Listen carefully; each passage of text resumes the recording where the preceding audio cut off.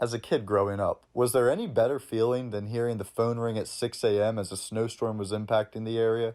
Or waking up and watching the school names crawl along the bottom of your local TV station? Amid this global pandemic, the world has shifted to hosting events, education, and even work virtually.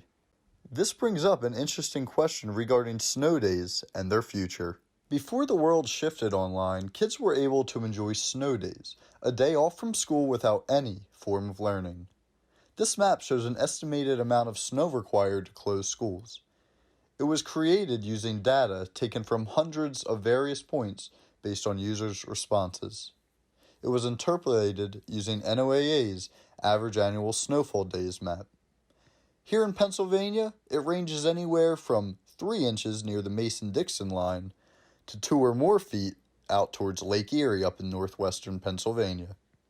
If you're a fan of snow days, I may have some bad news for you, as this map may be a thing of the past.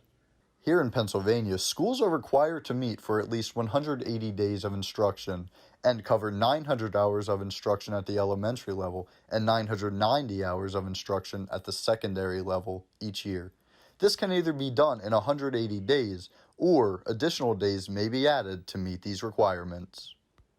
COVID is creating issues meeting these requirements, as the state has rules potentially requiring districts to abruptly go online with tools such as Zoom or Google Meet.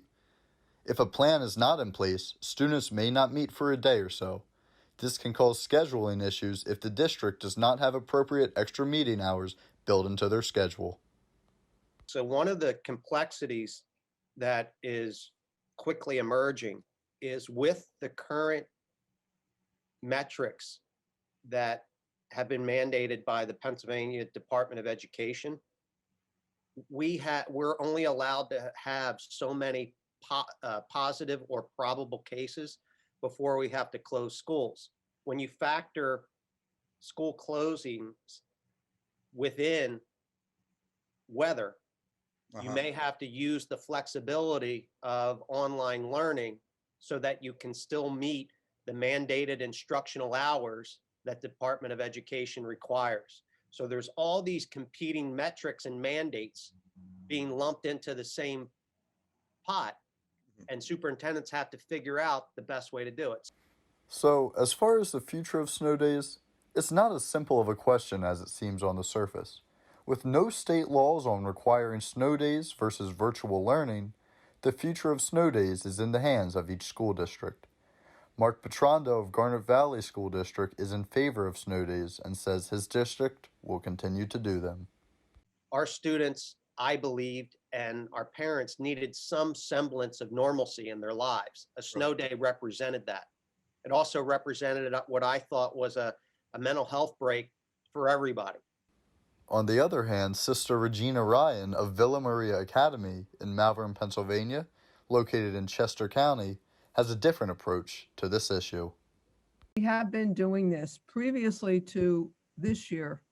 We have had what we called cyber days if we were going to have snow. And that was asynchronous, but the students knew they had to be on, they had to do whatever it was that the teacher assigned, and they had usually a drop dead hour that it had to be on, and the teachers were available.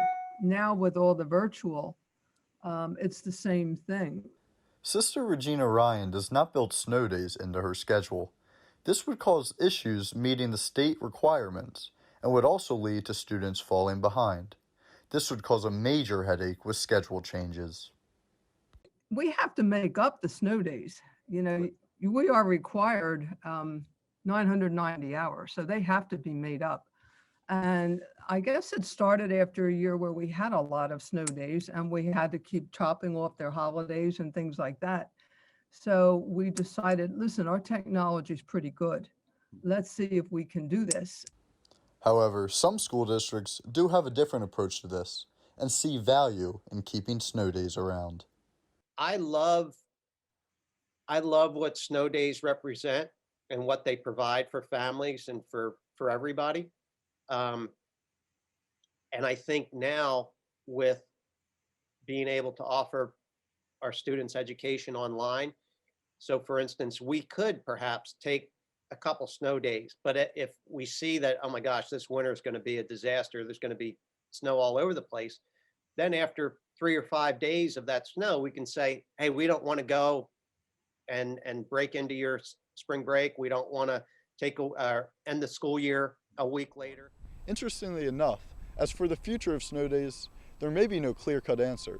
Garnet Valley School District, who is still utilizing snow days, said if they use too many snow days or a surprise storm strikes, they're not opposed to going synchronous or asynchronous with their material.